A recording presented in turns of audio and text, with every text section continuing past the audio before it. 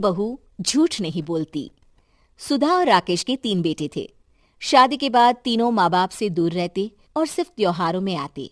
माँ जी, पिताजी, अगली बार आप लोग हमारे घर आइएगा।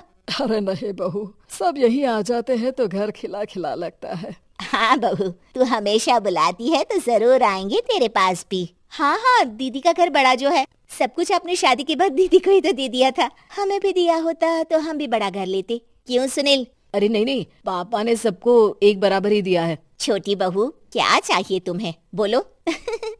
वो आपके सोने की चेन वाली घड़ी है ना, वो अगर आप मुझे, तभी वहाँ मजली बहू भी आ जाती है। और मुझे ना आपका मंगलसूत्र इतना लंबा, सुंदर और भारी भी है।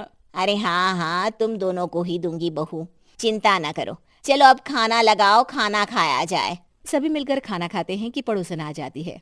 अरे सुधा बहन, थोड़ी चीनी तो देना, घर में शक्कर नहीं है और मेहमान सर पर बैठे हैं। अरे छोटी बहू, चाची को शक्कर तो दे दो। अरे मजली दीदी, आप दे दीजिए ना, मैं यहाँ कम आती हूँ तो मुझे पता ही नहीं है कि सासू माँ सारी चीजें कहाँ रखती है। और तुम, मैं कौन सा यहाँ रोज शक्कर फाँकने के लिए आती हूँ, मुझे भी नहीं है पता। तभी बड़ी बहू हाथ में चीनी की कटोरी लेकर आती है। चाची, शक्कर आप लोगों का बड़ा सहारा है माँ जी और पिताजी को, वरना हम लोग तो यहाँ रहते ही नहीं। आप जैसे पड़ोसी हैं तो हम निश्चिंत है। और जीती रहे बहू, अब तो ये घर पड़ोस कम परिवार ज्यादा लगता है।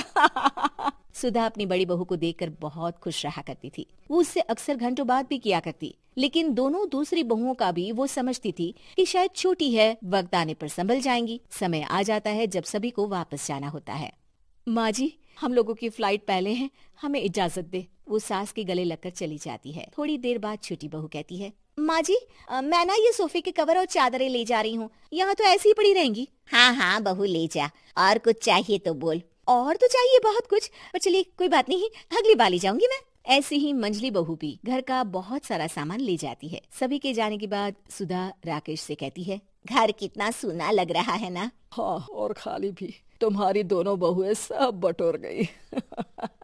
अरे ठीक है ना, हम दोनों ही तो हैं, कितना सामान लगेगा। फिर उन लोगों की नई गृहस्थी, इतना मत सोचा करे। समय बीतता है। ऐसे ही हर साल त्योहारों में सुधा और राकेश के बच्चों की बहू आते और जाते वक्त ढेर सारा सामान पैक कर कर ले जाती। लेकिन कुछ ही सालों में सुधा का देहांत हो जाता है। पिताजी, आप यहाँ अकेले क्या करेंगे? हम लोगों के साथ चलिए। अरे नहीं नहीं बहू, इस घर में सुधा की यादें हैं, मैं उसे नहीं छोड़ सकता हूँ। अब तुम लोगों की माँ नहीं रही। देख लो, वैसे तो मैंने उसके जीते जी सब कुछ दे दिया है, लेकिन कुछ उसका पर्सनल कीमती सामान था जो ये है, ले लो। सामान में होती है एक घड़ी और एक मंगलसूत्र। माँ जी ने कहा था कि वो ये घड़ी मुझे देंगी। हाँ हाँ, पिताजी, माँ ने सबके सामने ये घड़ी सरिता को देने के लिए कहा था। उठा लो सरिता माँ की घड़ी। अब क्या था, छोटी बहू फट से घड़ी उठा लेती है। और पिताजी, ये मंगलसूत्र तो माँ ने मुझे ही देने को कहा था, याद है ना? वो सभी की ओर इशारा करती है। तू भी ले ले ये हार बेटा, कोई बात नहीं। मंजली फटाक से हार उठा लेती है। ससुर बड़ी बहू की तरफ देखते हैं। तुझे क्या दूं बेटा? पिताजी, माँ ने एक चीज मेरे लिए भी रखी है। सभी के कान खड़े हो जाते हैं कि आखिर सास ने क्या रखा होगा बड़ी के लिए। अरे माँ जी तो दीदी से प्यार भी ज्यादा ही करती थी, हमेशा उनसे बात किया करती। जरूर कोई बड़ी और अपनी प्रिय चीज दी होगी दीदी को। और देख लेते हैं ना, वरना तो हम भी बराबर का बंटवारा करेंगे। हाँ हाँ, कर लेना बंटवारा।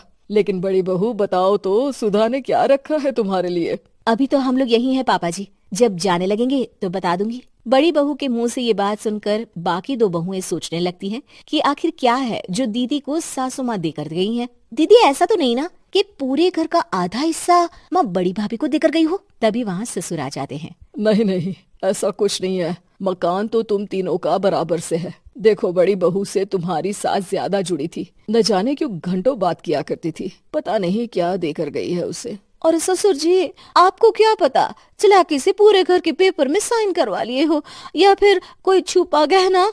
आखिर मकान पूरा तो आपने सासू माँ के नाम ही कर रखा था ना।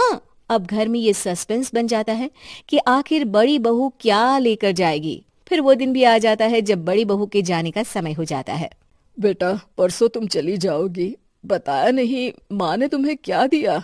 घड़ी और हार जो बेशकीमती था और तुम्हारी सास को सबसे ज्यादा प्रिय था, उसका तो बंटवारा भी हो चुका है। अब तुम्हारी बारी। हाँ पिताजी, आज मैं ये बात बताने ही वाली थी। माँ ने मुझे उससे भी बेशकीमती चीज दी है, और वो है आप। आपसे अधिक प्रिय उन्हें कुछ नहीं था। माँ चाहती थी कि आप मेरे साथ रहें। चलिए पिताजी। बेटा, मेरे पास तो कोई पेंशन भी नहीं है और ना ही कोई प्रॉपर्टी। लेकिन आपके पास संस्कार है पिताजी, जो मेरे बच्चे आपसे लेंगे, तो आपको ले जाने पर स्वार्थ ही है मेरा। चलिए ना पापा। सभी के सामने पिताजी बड़ी बहू और बेटे के साथ उनके घर चले जाते हैं।